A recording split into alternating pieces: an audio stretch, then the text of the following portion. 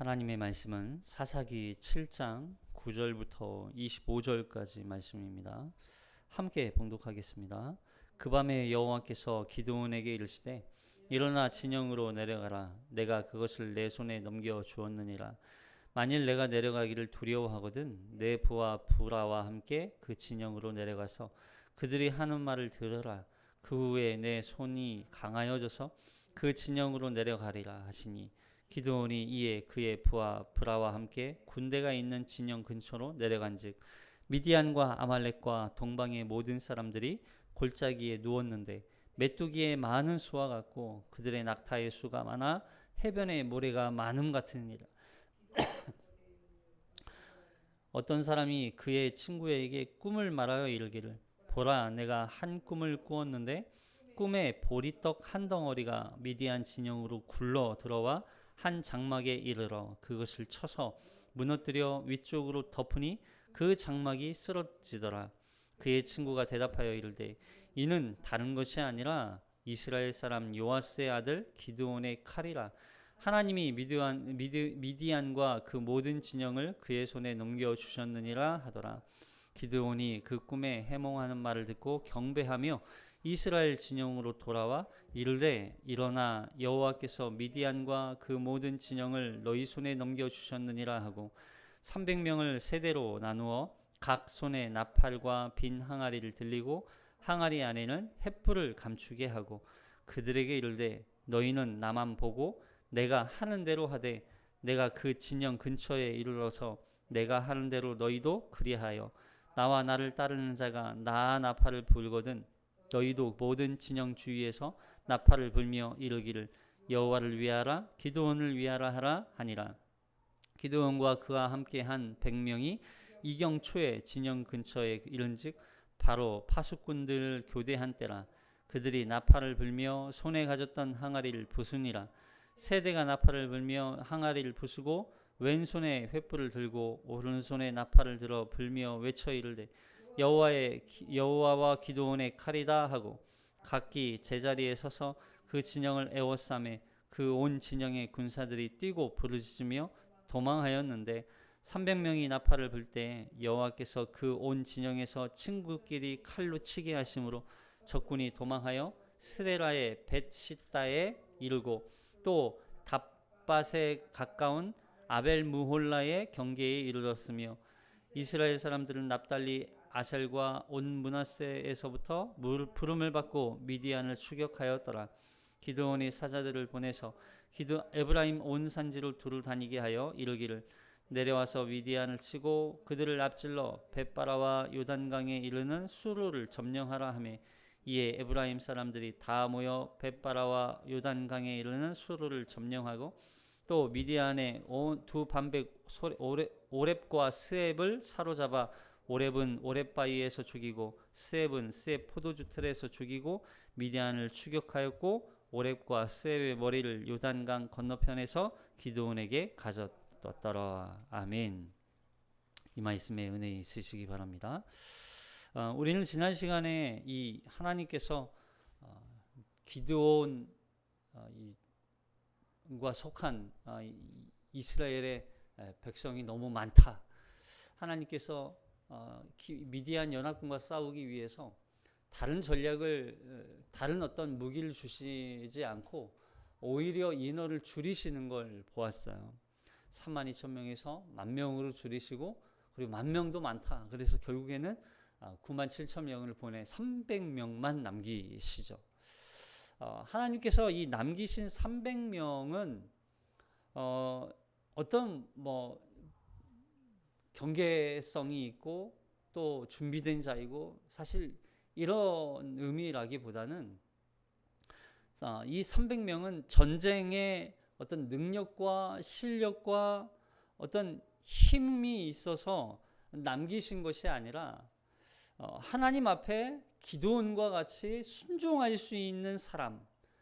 결국에는 하나님은 이 기드온조차 하나님 앞에 순종하는 자로 계속 하나님께서 이끌어가고 계시는 거예요. 처음에는 믿음도 없었죠. 우상 숭배하는 가문이었죠.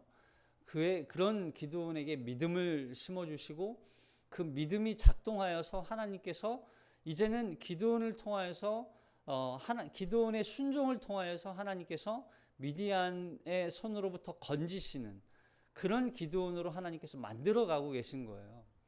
그걸 기드온 혼자의 손으로 하는 것이 아니라 하나님은 300명이라고 하는 가장 연약하고 아무것도 할 수 없고 능력 없는 실력 없는 그런 자들을 택하셔서 기드온과 같이 순종을 통하여서 이 이스라엘 백성들을 건지시는 하나님의 능력을 보게 하시는 거예요. 결국에는 이 미디안의 손으로부터 건지시는 건 이스라엘 백성들이 자기의 능력으로 자신의 어떤 힘으로 자신의 어떤 자랑거리가 되지 않도록 하기 위한 하나님이 하셨다는 걸 그들 스스로 고백하게 만들기 위한 하나님의 방법이었던 거예요. 자, 이제 하나님께서 기드온에게 이 미디안 연합군을 무너뜨릴 계획을 이제 가르쳐 주시죠. 어떻게 합니까? 자, 9절에 시작. 그 밤에 여호와께서 기드온에게 이르시되 일어나 진영으로 내려가라. 내가 그것을 내 손에 넘겨 주었느니라. 만일 내가 내려가기를 두려워하거든 그 내 부하 브라와 함께 그 진영으로 내려가서 그들이 하는 말을 들으라.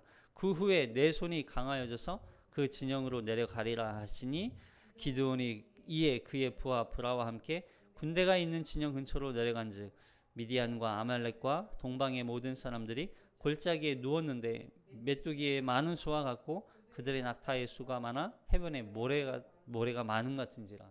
보세요. 그 밤에 한밤중이죠.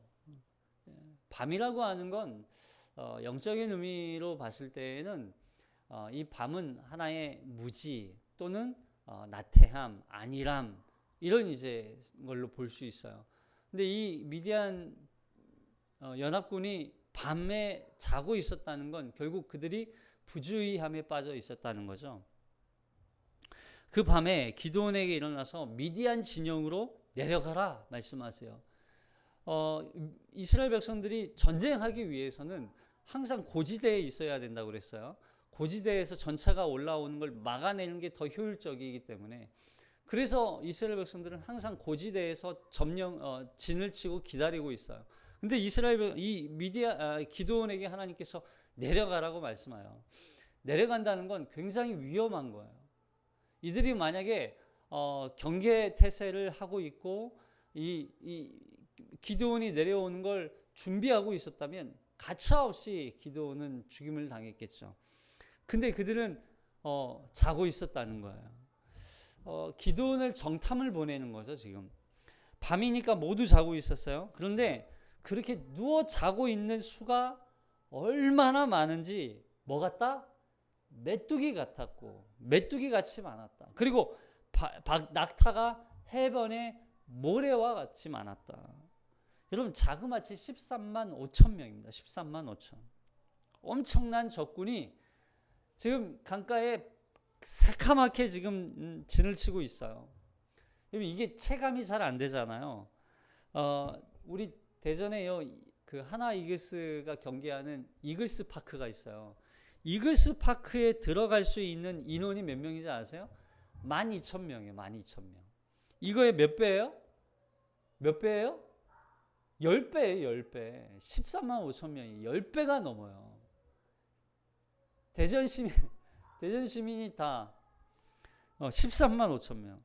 그리고 이걸 이제 상암 월드컵 경기장으로 비교를 하면 거기가 약 66,704석이래요. 66,000석. 그러면 13만 5천이니까 약 거의 2배가 되죠. 엄청나게 많은 인원이에요, 이게. 임영웅이라는 가수가 있죠. 임영웅. 이 가수가 이 상암 월드컵 경기장에서 공연을 하는데 몇 명이 모였을까요? 10만 명이 모였대요. 10만 명이. 어마어마한 인원이 모인 거죠. 얼마나 많았는지 이게 메뚜기 같고 그리고 모래 같았다. 여러분 그 중에 몇 명이에요 지금? 이스라엘 몇 명이에요? 300명이에요. 300명. 이거는 불가능한 전쟁이라고요. 불가능한 전쟁. 아무리 준비된 아무리 탁월한 군인이라도 아무리 철저하게 훈련된 군인이라도 300명 대 13만 5천은 게임이 안 돼요. 상대가 안 되는 거예요. 불가능한 거예요. 근데 그게 중요한 게 아니라는 거예요. 그들이 하는 말을 들으라는 거예요. 기드온에게 지금 계속 말씀하시죠. 들어라. 그러니까 계속 하나님께서 기드온에게 말씀을 하고 계세요. 기드온이 하나님의 말씀을 계속 듣는 걸 통해서 기드온의 믿음을 계속 심어주고 계세요. 그래서 만일 적들이 하는 말을 기드온이 듣지 않았다면 어떻게 될까요? 여전히 두려워하고 여전히 싸울 마음이 없죠. 못 싸웠을 거예요. 여전히 의심하고 이 전쟁에 적극적으로 참여하지 않죠. 오히려 도망가고 싶었을 거예요. 결국 하나님이 이 용사로 세워지는 이 과정은 여러분 기드온을 어떻게 하시는 거예요? 계속 말씀을 듣게 하시는 거예요. 하나님의 음성을 계속 들려주시는 거예요. 그 말씀을 들음으로 말미암아 기드온 안에 있는 믿음을 계속 일으켜 세워주시는 거예요. 믿음을 주시는 거예요. 그래서 뭐예요? 로마서 10장 17절에 로마서 10장 17절에 이렇게 말씀하시죠. 시작. 그러므로 믿음은 들음에서 나며 들음은 그리스도의 말씀으로 말미암으니라. 믿음은 어디서 난다고요? 들음에서 나고. 그러니까 기도원의 지금 이 믿음을 계속 하나님은 말씀을 하시고 그 말씀을 들음으로 말미암아 기도원의 안에 있는 믿음을 계속 만드시는 거예요. 그리고 그 말씀은 뭐예요? 결국 기드온에게 내가 하겠다는 거야. 네가 싸우지 마. 이 전쟁은 내가 싸워서 내가 승리케 할 거야. 너는 너의 손을 내가 잠깐 빌리는 거. 너를 도구로 사용하는 것뿐이야. 기드온에게 계속 말씀하시는 거예요. 그래서 기드온의 믿음을 계속 이끌어 가시는 하나님. 여러분 이게 중요한 거예요. 아, 기드온도 하나님 앞에 쓰임 받는구나. 어떻게 쓰임 받아요? 말씀을 통해서, 말씀을 들음으로 말미암아 하나님께서 역사하시는 걸 이 미디안 연합군 대적들의 입을 통해서 듣는 거예요. 하나님의 능력을 보게 되는 거예요. 하나님께서 일하시는 걸 듣는 거예요. 어쩌면 우리에게도 똑같아요. 우리는요, 하나님 말씀은 제쳐놓고 하나님께서 역사하시는 어떤 신비한 능력과 어떤 신비한 역사들만 보기를 원하죠. 그게 마치 내 믿음인 것처럼 아니라는 거예요. 그리고 이 땅을 하나님께서 우리에게 이 세상을 살게 하실 때에는 우리의 힘과 능력을 하나님께서 요구하시는 게 아니라고요. 하나님은 하나님의 말씀을 우리가 듣고 그 말씀을 의지해서 그 말씀을 믿음으로 말미암아 이 땅에서 살아내기를 원하신단 말이죠. 항상 우리를 말씀으로 인도해 가시는 거예요. 그럼 뭘 들어요? 자, 17, 13절에. 자, 기드온이 뭘 들어요? 미디안 연합군의 보초를 쓰던 경비를 쓰던 이 두 사람의 이야기를 듣게 하시죠. 자, 13절. 시작. 기드온이 그곳에 이른즉 어떤 사람이 그의 친구에게 꿈을 말하여 이르기를 보라 내가 한 꿈을 꾸었는데 꿈에 보리떡 한 덩어리가 미디안 진영으로 굴러들어와 한 장막에 이르러 그것을 쳐서 무너뜨려 위쪽으로 엎으니 그 장막이 쓰러지더라. 그의 친구가 대답하여 이르되 이는 다른 것이 아니라 이스라엘 사람 요아스의 아들 기드온의 칼이라. 하나님이 미디안과 그 모든 진영을 그의 손에 넘겨주셨느니라 하더라. 그러니까 하나님은 미디안 병사를 통해서 기드온에게 말씀을 하고 계세요. 그 말씀을 듣게 하고 하시는 거예요. 어떤 사람이? 미디안 연합군, 군인이겠죠. 자기가 꿈을 꿔요. 근데 그 꿈 이야기를 자기가 꾼 꿈 이야기를 친구에게 전해줘요. 근데 이 꿈이 보세요.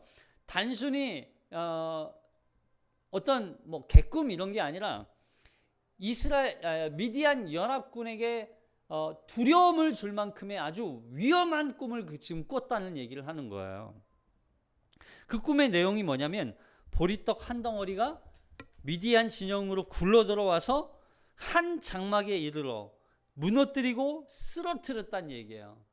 그러니까 한 장막을 무너뜨렸는데 그 장막이 이 미디안 전체를 지금 상징하는 거예요. 한 장막이 무너졌다는 얘기는 미디안 전체가 다 지금 무너졌다, 쓰러졌다 그 얘기를 하는 거죠. 그러자 그 친구가 그 꿈의 내용을 듣더니 그 꿈을 해석해 줘요. 참 아이러니하죠. 그 꿈을 그들 스스로 해석해요. 자, 그 꿈은 뭐라고 얘기합니까? 그 꿈은 이스라엘 사람 요아스의 아들 기드온의 칼에 대한 이 꿈이네. 하나님이 미디안과 모든 군대를 그의 손에 넘겨주셨대. 그 꿈이야. 결국 뭐예요? 우리는 패배할 거야 라는 거야. 우리는 지고 말 거야. 우리는 무너질 거야. 우리는 쓰러질 거야. 결국 보리떡 따위에 보세요. 뭐가 굴러 들어와요? 보리떡이 굴러 들어와요. 보리떡이. 이 보리떡은 뭐예요? 이 보리떡은 아주 흔한 음식이었어요. 그냥. 그러니까 보리떡이 미디안 군대를 엎고 무너뜨리고 쓰러뜨린다는 것은 미디안 군대가 아주 볼품없고 그냥 대수롭지 않은 그냥 흔한 그런 보리떡 따위의 보리떡과 같은 존재에 의해서 무너지게 될 거, 패배하게 될 거라는 걸 얘기하는 거예요. 그리고 그 보리떡은 이스라엘에게 승리를 주실 뿐만 아니라 이스라엘을 구원하는 구원의 떡, 바로 누구를 상징할까요? 생명의 떡이신 예수 그리스도를 상징적으로 보여주는 거예요. 할렐루야. 그러니까 우리 주님이야말로 약함과 겸손의 상징, 아무 볼품없고 초라하고 대수롭지 않은 그런 분으로 여겨졌단 말이죠. 아주 약함의 상징이고 겸손의 상징이고, 그분은 어떤 누구에게도 높임을 받거나 위대한 어떤 존재로 여김을 받지도 않았어요. 보리떡과 같은 그런 존재였단 말이죠. 그런 예수 그리스도께서 우리에게 이 땅에 오신 구원자가 되시는, 보리떡이 미디안을 무너뜨리고 이스라엘을 구원하듯이 하나님의 약함의 상징이신 보리떡이신 예수 그리스도, 그의 자신의 살과 피를, 그의 몸을 찢어 우리에게 먹여주시듯, 그래서 우리가 생명을 얻듯 자신의 몸을 찢어 우리에게 영원한 생명, 하나님의 아들, 영원한 하나님의 나라를 주신 그런 하나님 예수 그리스도를 상징적으로 우리에게 보여주시는 거예요. 그래서 우리에게 예수 그리스도야말로 생명의 떡이신, 그래서 예수 그리스도는 떡이라 그렇게 말씀하시잖아요. 그 예수 그리스도께서 우리에게 오셨다는 거예요. 그분이 악한 마귀 사단의 권세를 깨뜨리시고 무너뜨리시고 이 땅에 하나님의 나라를 이루시는, 그래서 예수 그리스도로 말미암아 그를 믿는 자들마다 영원한 생명을 얻고 또 죄로부터 자유함을 얻고 뿐만 아니라 영원한 하나님의 나라를 이을 상속자가 되었다. 여러분, 이게 우리에게 주시는 그 구원의 상징이란 말이죠. 이 이야기를 들었다는 거예요. 기드온이 들은 이 이야기는 미디안 사람의 입을 통해서 들었지만 결국 누가 하게 하시는 거예요? 하나님이 하시는 거예요. 여호와 하나님께서, 앞서 하나님께서 이 기드온을 미디안 진영에 보내실 때도 어떻게 하셨어요? 가서 좀 들어라. 가서 좀 들어라. 그들이 하는 말을 좀 들어라. 하나님께서 하나님의 음성을 듣는 거예요. 그러니까 계속 우리는 누구의 음성에 귀를 기울여야 됩니까? 하나님의 음성에 귀를 기울여야 되는 거예요. 하나님께서 이 전쟁을 이길 수 있는 전략도 하나님께 있다면 이 전쟁의 승패를 미리 알게 하시는 것도 하나님 손에 있는 거예요. 그래서 이 전쟁의 승리에 대한 약속과 함께 기드온에게 승리의 확신에 대한 믿음을 함께 주시는 거예요. 반대로 미디안은요, 어떻게 됩니까? 오히려 그 두려움으로 말미암아 전쟁에 임하기도 전에 두려움에 휩싸여서 그들은 이미 패배한 거나 마찬가지라는 거예요. 결국 믿음이 있다는 건 하나님을 어떻게 할까요? 신뢰하는 거예요. 그분의 음성을 듣는 거예요. 그분의 말씀을 듣는 거예요. 그분의 말씀에 귀를 기울이는 거예요. 그분의 말씀에 따라 순종하는 거예요.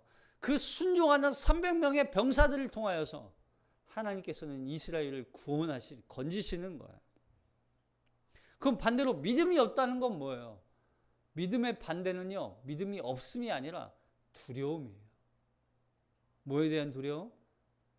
하나님은 없어. 하나님은 우리를 버렸어. 하나님 말씀에 따라 살지 않아. 믿음이 없다는 건 결국 불신이지만 결국 그 불신의 결과는 뭐예요? 두려움이라는 거예요. 두려워하지 마세요. 그래서 우리는 항상 두려움에 앞서 뭐가 있어야 돼요? 그 두려움을 이길 수 있는 말씀을 우리는 붙들어야 되는 거예요. 할렐루야. 자, 기드온이 꿈과 해몽하는 이 말을 듣고 어떻게 하는지 봅시다. 15절 시작. 기드온이 그 꿈과 해몽하는 말을 듣고 경배하며 이스라엘 진영으로 돌아와 이르되 일어나라, 여호와께서 미디안과 그 모든 진영을 너희 손에 넘겨 주셨느니라 하고. 자, 하나님께서 이 꿈을 통해서 기드온에게 이스라엘 백성들이 승리할 것, 기드온을 통해서 구원하실 것이라는 이 미디안과의 전쟁은 하나님께서 이미 그들을 패배하게 하셨고, 이들이 이스라엘 백성들에게 이 기드온과 300명의 병사들에게 승리를 주셨다는 걸 기드온이 깨달았어요. 그러니까 돌아오면서 경배하면서 돌아와요. 하나님을 경배하면서. 여러분, 이 경배라는 단어가 바라크, 이 단어는 이거예요. 엎드려 절하다는 거예요. 엎드려 절하다, 경배하다, 그분을 높이다.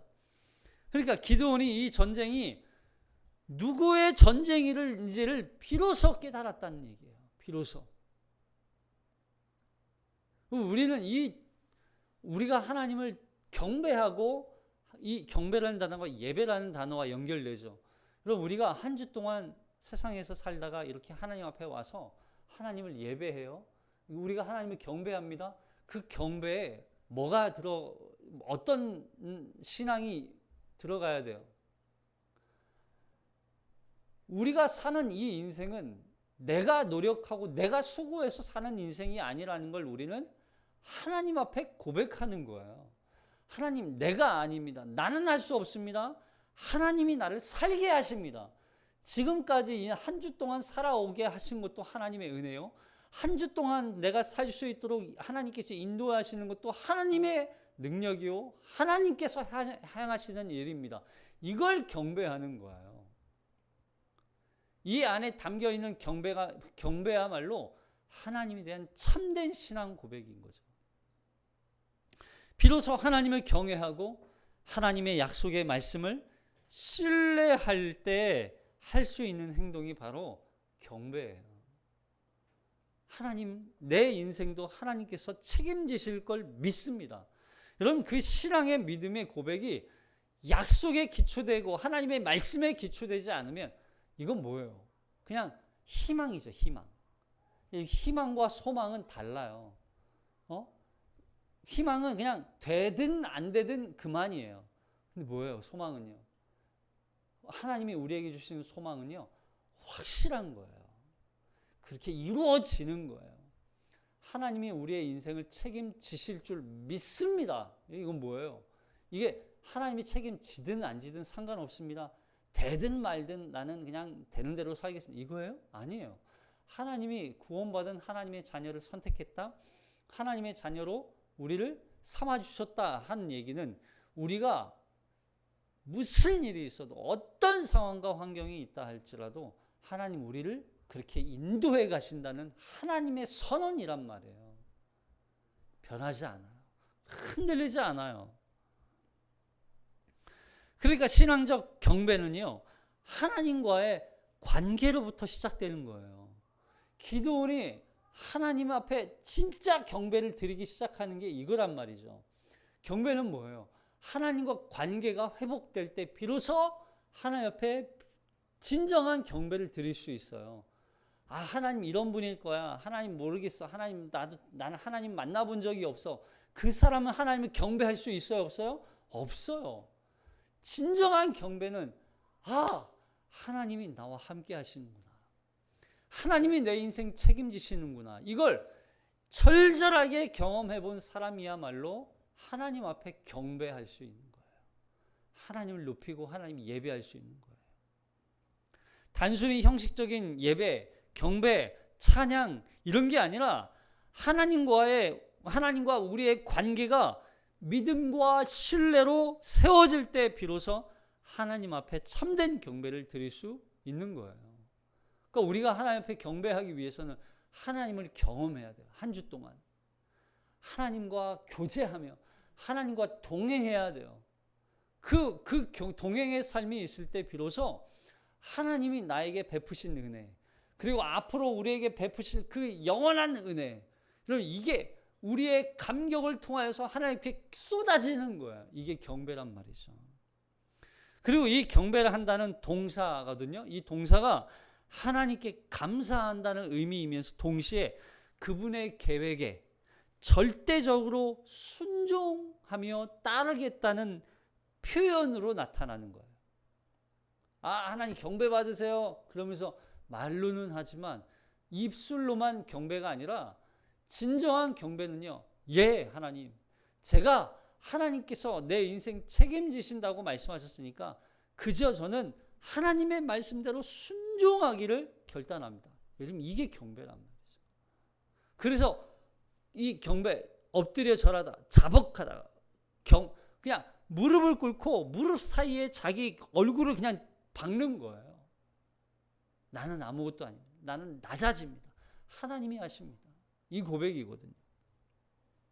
그래서 이 기드온이 경배하면서 이스라엘 진영으로 다시 돌아오죠. 돌아와서 뭐라고 이스라엘 백성들에게 이야기합니까? 일어나라 얘기하잖아요. 일어나라. 단순히 경배만 하고 있는 게 아니에요. 하나님 앞에 경배하자. 와, 예배만 드려요. 찬양만 해요. 그분만 높여요. 하나님만 높여요. 기도만 해요. 그게 아니라 뭐예요? 일어나는 거예요. 여러분 이 일어난다는 건 이 시편에 보면 이런 표현이 있거든요. 하나님 일어나소서, 하나님을 향해서 일어나라는 표현을 해요. 이게 무슨 얘기냐면 하나님께서 우리의 구원을 위해서 지금 일하고 계신다는 얘기예요. 우리가 일어난다는 얘기는 뭘까요? 하나님께서 우리의 구원을 위해 일어나셨으니까 우리도 당연히 일어나야 되는 거예요. 이제는 우리의 행동이 필요하다는 얘기예요. 이제는 우리가 하나님 명령에 순종해야 될 때라는 얘기를 하는 거예요. 하나님이 이 전쟁을 승리케 하셨다는 그 믿음을 갖는 것은 이제 그분의 인도하심을 존중하고 존경하며 그 말씀에 따르겠다는, 순종하겠다는 신앙적 순종의 고백이 이 앞에 나타나는 거죠. 더 이상 두려워하지 마라. 더 이상 걱정하지 마라. 하나님이 일어나셨다. 우리도 일어나라. 여기에 빠져 좌절하고 앉아있을 때가 아니다. 우리도 여기에 앉아서 누워있고 또 뭐예요? 나태함에 빠져있을 이 시간이 아니다. 우리도 빨리 일어나서 하나님과 함께 일어나자. 하나님의 영광을 위하여, 하나님의 나라를 위하여 살도록 우리를 격려하시는 거죠.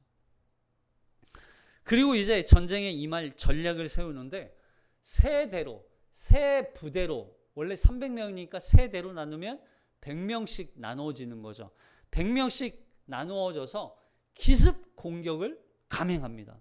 자, 16절에 시작. 300명을 세 대로 나누어 각 손에 나팔과 빈 항아리를 들리고 항아리 안에는 횃불을 감추게 하고 그들에게 이르되 너희는 나만 보고 내가 하는 대로 하되 내가 그 진영 근처에 이르러서 내가 하는 대로 너희도 그리하여 나와 나를 따르는 자가 다 나팔을 불거든 너희도 모든 진영 주위에서 나팔을 불며 이르기를 여호와를 위하라 기도원을 위하라 하라 하니라.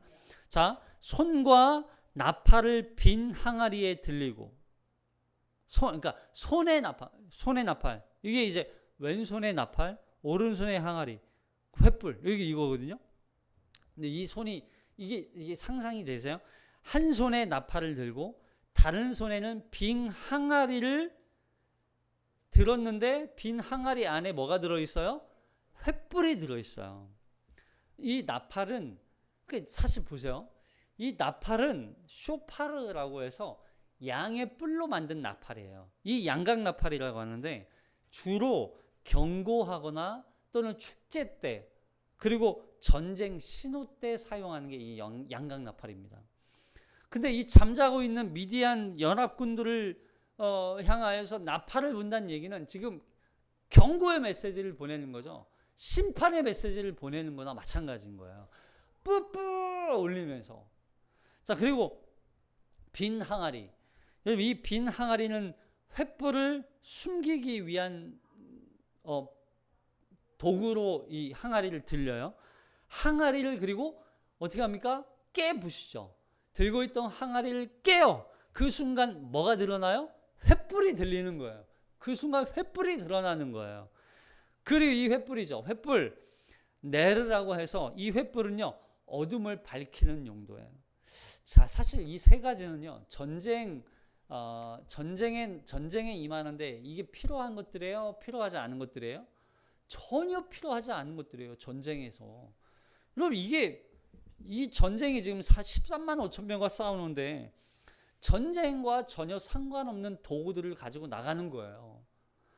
아니, 지금 사람들이 지금 막 두려움도 있고, 예? 얼떨떨한 사람들이잖아요. 이 사람들이 막 전쟁에 준비되고 또 어떤 이렇게 훈련된 그런 병사들이 아니란 말이에요. 마치 이 사람들을 그 스파르타쿠스에 나오는 300용사, 300명하고 비교를 하시는 분들도 계시더라고요. 근데 성경 본문을 보면 그 전혀 막 우락부락한 몸체를 가지고 훈련을 받고 어떤 전쟁에 완전 능한 어떤 실력자들, 김종국 같이 막 이런 사람들이 아니란 말이에요. 전혀 훈련되지 않은 약함의 상징, 약함의 상징인 사람들, 이 사람들을 통해서 지금 싸워야 돼요. 근데 이 사람들이 무기를 든다고 해도 사실 이 무기를 들고 싸우기에 적합합니까? 안 합니까? 안 해요. 아무리 좋은 무기를 줘도 이 사람들은 무기를 가지고 싸우기도 맞지 않은 사람들이란 말이에요. 전략도 없어요. 이게 무슨 전략이에요? 이거 싸움 전략이 아니에요. 아니, 근데 하나님께서는 이 전쟁에 무기를 나팔, 빈 항아리, 횃불 이걸 쓰세요. 왜요? 이거예요. 이 전쟁은 이성적으로 판단하고 계산하는 사람이 아니라 순종하는 사람으로 전쟁에 임하시는 거예요. 믿으십니까? 우리도 마찬가지예요. 우리는요, 항상 계산적이죠. 이 전쟁에서 누가 이익이고 누가 손해고, 내가 손해보는 전쟁은 피하려고 하고, 또 이 전쟁에서 과연 승리할 수 있을지 계산하잖아요. 만약에 이 전쟁에서 내가 마치 손해를 봐요? 안 나가죠. 누가 나가겠어요? 그러나 하나님은 그렇지 않아요. 하나님의 방식은 이성적으로 판단하고 계산하는 사람이 아니라 하나님 말씀에 순종하는 사람들을 통해서 이 전쟁을 승리케 하시는 거예요. 기드온이 300명 이 병사들에게 뭐라고 말합니까? 한 가지예요. 나만 봐라. 내가 하는 거 보고 따라해라. 나만 봐라. 너희는 나만 보고 내가 하는 대로 너희도 해라. 하나님께서 이 기드온에게 300명의 병사를 줄 때 말씀하셨던 거죠. 내가 너를 따라 할 수 있는, 너를 따라 이 전쟁에 참여해서 이 전쟁에서 너를 따라 할 수 있는 300명을 너에게 주겠다. 무슨 얘기예요? 그럼 이 전쟁은 순종 전쟁이에요. 기드온과 같이 하나님의 명령에 순종하는 사람을 하나님께서 요구하신단 말이죠. 아무리 칼과 창을 들고 싸운다 할지라도 그러면 이 전쟁은 승리할 수 없어요. 이길 수 없는 거예요. 기드온을 따라하는 것은, 기드온은 누구를 보여주는 상징적 인물입니까? 예수 그리스도뿐만 아니라 하나님을 보여주는 상징적 인물이란 말이에요.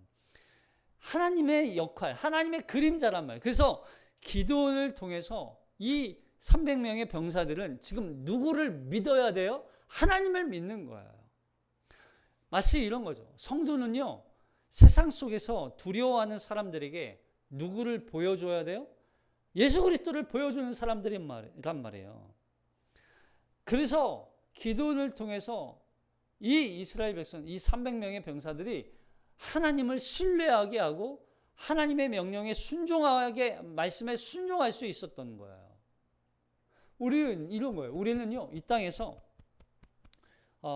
하나님께서 일하시는 걸 우리를 통해서 보여주는 사람들. 하나님의 그 위대하심, 하나님의 일하심, 하나님의 능력, 하나님께서 영광 받으셔야 할 그걸 우리를 통해서 보여주는 거예요. 그래서 시편 46편 10절에 시편 46편 10절 시작. 이르시기를 너희는 가만히 있어 내가 하나님 됨을 알지어다. 내가 문나라 중에서 높임을 받으리라. 내가 세계 중에서 높임을 받으리라. 너희는 가만히 있어. 여러분, 우리가 하는 게 아니라고요. 우리는 뭐 하는 거예요? 그냥 가만히 하나님을 보여주는 거예요. 하나님께서 역사하시는 거예요. 하나님께서 일하시는 거예요. 그래서 우리는 그림자예요. 그림자. 자, 하나님께서 미디안과의 싸움 전략으로 승리케 하시죠. 자, 이 19절부터 보시면 19절부터 시작. 기드온과 그와 함께한 100명이 이경초에 진영 근처에 이른즉 바로 파수꾼들을 교대한 때라. 그들이 나팔을 불며 손에 가졌던 항아리를 부수니라. 세대가 나팔을 불며 항아리를 부수고 왼손에 횃불을 들고 오른손에 나팔을 들어 불며 외쳐 이르되 여호와와 기드온의 칼이다 하고 각기 제자리에 서서 그 진영을 에워싸매 그 온 진영의 군사들이 뛰고 부르짖으며 도망하였는데 300명이 나팔을 불 때 여호와께서 그 온 진영에서 친구들끼리 칼로 치게 하심으로 적군이 도망하여 스레라의 벳시다에 이르고 또 답밭에 가까운 아벨무홀라의 경계에 이르렀으며 이스라엘 사람들은 납달리와 아셀과 온 므낫세에서부터 부름을 받고 미디안을 추격하였더라. 자, 이경이라고 되죠. 이경. 이 이경이라는 게 이 밤 10시부터 10시부터 2시 사이거든요. 밤 10시부터 2시. 6시부터 10시까지가 이제 1경이고 그리고 10시부터 2시까지가 2경, 그리고 2시부터 4시까지가 3경, 4시부터 이제 해 뜨는 시간까지가 4경. 이게 보통 한 3경, 4경 이렇게 나눠요. 어쨌든 그러니까 2경 초니까 10시부터 11시 사이, 요 사이예요. 그러니까 이스라엘 지금 이 미디안 사람들은 설마 이스라엘 백성들이 뭐 밤중에 갑자기 급습하겠어? 이런 생각을 했겠죠. 근데 이 시간에 보초들이 교대를 하는 시간에 맞춰서 기드온 군대가 공격을 하기 시작하는 거예요. 아주 세부적인 이 작전을 짜서 전략을 세워서 하나님께서 이스라엘 백성들을 이 기드온과 300 병사들을 싸우게 하시는 거죠. 그리고 제가 아까 왼손이라고 했는데 오른손에 나팔을 불고 왼손에 들고 있던 항아리를 깨요. 그리고 그 안에 들어있던 횃불을 드는 거예요. 그리고 외쳐요. 여호와의 칼이라 기드온의 칼이다. 여호와와 기드온의 칼이라 이렇게 외쳐요. 기드온과 300명의 병사들이 무기로 싸우고 있는 게 아니란 말이죠. 단순히 오른손에 들고 있던 나팔, 왼손에 들고 있던 횃불, 이게 함성을 지르, 이게 참 말이 안 되잖아요. 이 전략에 미디안 사람들이 혼비백산해서 막 자기들끼리 난리법석 치다가 결국에는 서로 죽이다가 멸망하는 거예요. 패배하는 거예요. 자멸하는 거예요. 이것이 전쟁에 임한 성도들의 모습이에요. 사실은. 우리가 천성을 향한 이 여정 속에서 영적 싸움이 계속되는데 이 전쟁에서 우리는 어떻게 합니까? 하나님의 약속의 말씀을 믿음으로 말미암아 그 말씀을 계속 듣는 거죠. 그 들을 때 우리가 믿음이 생긴다 그랬죠. 그 들을 듣고 그 믿음으로 말미암아 진리의 빛을 발하고 진리의 빛, 횃불이죠. 진리의 빛을 발하고 그 승리의 함성 이미 하나님께서 우리에게 승리를 주셨다는 승리의 외침을 외치는 것뿐이에요. 우리는 세상과 싸우지 않아요. 물리적인 싸움을 싸우지 않는다고요. 우리는 영적 싸움을 싸우는 거예요. 그리고 이 모든 전쟁의 승리는 하나님께서 이미 우리에게 주셨다는 걸 선포하는 거예요. 여러분, 세상 가운데 우리가 자꾸 싸우려고 하니까 힘들어요. 우리가 자꾸 이 전쟁에서 뭘 하려고 하니까 괴로워요. 고통스러워요. 그러나 하나님은 우리에게 그걸 요구하지 않으세요. 하나님은 우리에게 순종을 요구하시는 거예요. 이미 하나님께서 우리에게 순종을 통해서 승리의 깃발을 우리에게 꽂게 하신단 말이죠. 하나님은 우리에게 승리를 주셨어요. 두려워하지 마십시오. 전쟁에 필요한 어떤 무기도 하나님께서 우리에게 주지 않았어요. 우리 에베소서에서도 마찬가지잖아요. 여러분, 에베소서 말씀 한번 볼까요? 전신갑주를 주실 때에도 하나님은 우리에게 마지막 이 성령의 검을 주실 때 이 성령의 검이, 자 17절 보면, 에베소서 6장 17절에 보면, 시작.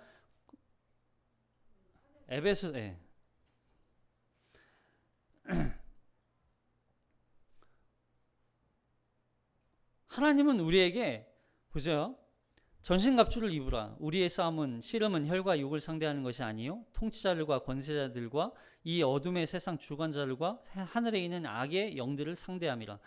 그러므로 하나님의 전신갑주를 취하라. 이는 악한 날에 너희가 능히 대적하고도 하고 모든 일을 행한 후에 거기 서기 위함이라.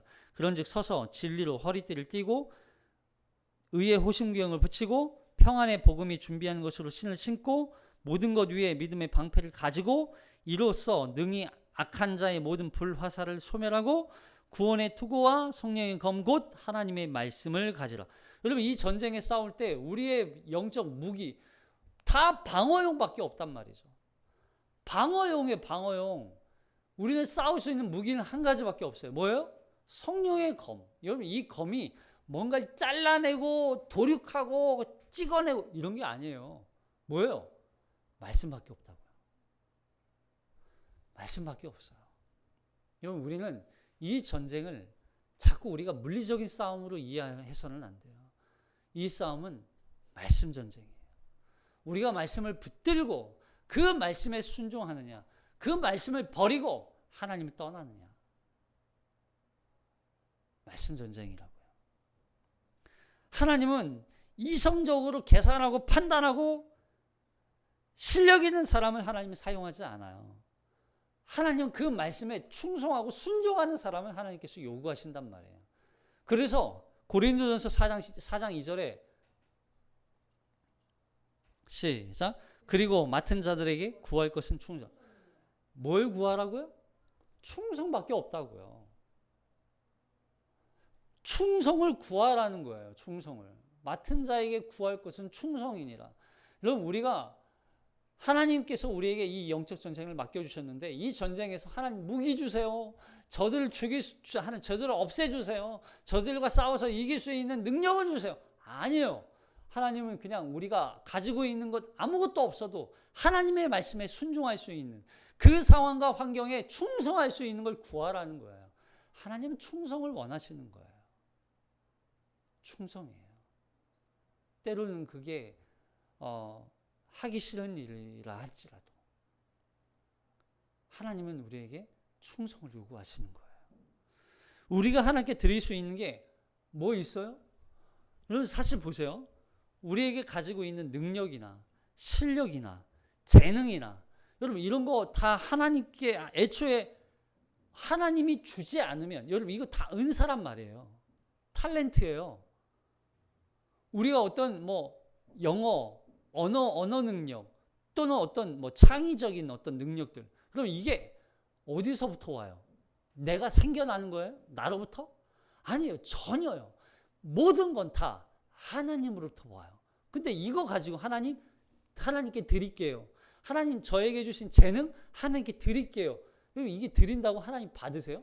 애초에 하나님 것이었어요. 근데 하나님께서 우리가 드릴 수 있는 게 한 가지 있어요. 그게 뭐냐면 충성이에요. 놀랍지 않아요? 충성은요, 하나님께서 받으세요. 다른 건 하나님께서 요구하지 않아요. 하나님은 우리에게 충성을 원하시는 거예요. 자, 그리고 23절부터 도망치는 남은 미디안 군사들을 다 진멸하게 하세요. 자, 24절 시작. 기드온이 사자들을 보내서 에브라임 온 산지로 두루 다니게 하여 이르기를 내려와서 미디안을 치고 그들을 앞질러 벤 바라와 요단강에 이르는 수로를 점령하라 하매 이에 에브라임 사람들이 다 모여 벳바라와 요단강에 이르는 수로를 점령하고 또 미디안의 두 방백 오렙과 스앱을 사로잡아 오렙은 오렙 바위에서 죽이고 스앱은 스앱 포도주 틀에서 죽이고 미디안을 추격하였고 오렙과 스앱의 머리를 요단강 건너편에서 기드온에게 가져왔더라. 자, 도망치는 미디안 사람들 진멸하기 위해서 기드온이 에브라임 지파 사람들에게 도움을 요청해요. 에브라임 지파 사람들에게. 그래서 에브라임 지파 사람들이 수를 점령하고 도망치던 오렙과 스앱을 사로잡아서 오렙은 오렙 바위에서 죽이고 스앱은 스앱 포도주 틀에서 죽였다. 그럼 이게 그래 뭐 잘 싸웠다 이겼네 이게 아니라 이것은 미디안의 손에서 이스라엘을 구원하기 위해서 기드온을 부르셨던 그 모습을 생각해야 돼요. 이해되세요? 그러니까 포도주 틀에서 여러분 기드온과 이스라엘 백성들이 미디안의 압제로부터 약탈로부터 도망친 데가 바위산이란 말이에요. 거기에 숨어가지고 산에 숨어서 동굴에 숨어서 살았어요. 그런 압제를 받았던 이스라엘 백성들. 그리고 더군다나 기드온이 포도주 틀에서 누구에게 들키지 않으려고 몰래 밀을 빻아 타작했던. 여러분 이게 애초에 이 모습을 보여주는 게 하나의 영화 같은 걸 보면 이게 처음에 하나의 이렇게 영상을 띄워줄 때 의도적으로 보여주는 거예요. 이것도 마찬가지죠. 기드온과 이스라엘 백성들의 환경을 미리 보여줘요. 그리고서 그 고통 가운데 있는 이스라엘 백성들을 보여주고 하나님께서 기드온을 통해서 미디안을 진멸하게 하세요. 그리고서 진멸할 때 마지막 장면, 플롯이라고 그러죠. 마지막 장면이 처음에 보여줬던 장면과 연결돼요. 이스라엘 백성들이 바위산에 숨어서 극심한 고통과 압제를 당한 그 모습. 근데 그 바위에서 오렙을 죽여요. 그리고 뭐합니까? 이 스앱도 마찬가지죠. 기드온이 몰래 포도주 틀에서 밀을 타작하던 모습. 압제 가운데 그 고통스러움을 보여줬던, 그 두려움을 보여줬던. 근데 그 스앱을 포도주 틀에 죽여요. 결국 이스라엘을 마치 포도주 틀에 진 누르듯 약탈하고 수탈을 일삼았던 미디안을 하나님께서 거꾸로 이제는 이스라엘 기드온과 300병사들을 통하여서 그들을 미디안을 짓누르고 진멸하시고 완전히 멸하시고 계시는 장면으로 보여주고 있는 거예요. 바로 하나님의 철저한 이 절절한 하나님의 이 마음이 느껴져야 되는 거예요. 이스라엘 백성들을 괴롭혀 너희가 내 백성을 짓눌러 너희도 당해봐라. 하나님께서 미디안을 짓누르시고 완전히 멸하고 계시는 거예요. 그 하나님의 마음이 보이세요? 여러분 이분이 우리 하나님이세요. 이분이 얼마나 이스라엘을 사랑하시는지 뿐만 아니라 하나님께서 우리를 얼마나 사랑하시는지, 우리를 괴롭히고 약탈하던 그 악한 자들, 악한 사단 마귀, 악한 영들, 그들을 바위에 짓누르고 빻아버리시듯, 그리고 포도주 틀에 포도를 진 이기듯이 하나님께서 미디안을 진 이겨버리시는, 그래서 이스라엘을 건지시는, 우리를 구원해내시는, 우리를 건지시는 하나님 아버지의 마음이 이 안에 담겨 있는 거예요. 이분이 바로 우리 아버지세요. 이분이 우리 하나님이세요. 당신의 자녀가 세상 가운데 믿음으로 살려고 순종하며 살고자 애를 쓰는 그들을, 우리를 약탈하고 압제하고 우리를 괴롭히고 우리를 고통스럽게 하는 그 수많은 악한 세력들로부터 하나님은 결코 그들을 용서하지 않으시는 하나님이라는 거예요.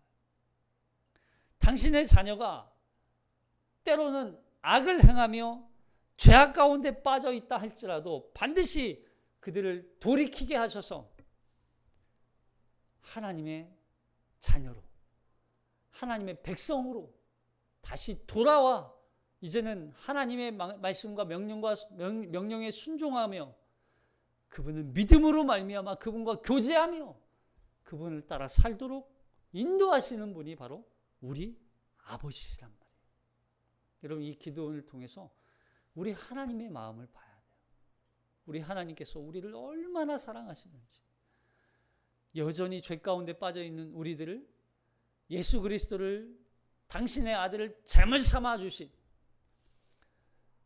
그 죄물뿐만 아니라 악한 영들을, 원수 마귀를 완전히 이겨 이제는 멸하시고 그 승리의 기쁨을 우리에게 주시고 영원한 생명을 주시고 죄로부터 자유케 하시고 하나님의 자녀가 되게 하시고 그 영원한 하나님의 나라를 이을 후사가 되게 하신 그 놀라운 사랑, 그분이 바로 우리 아버지세요.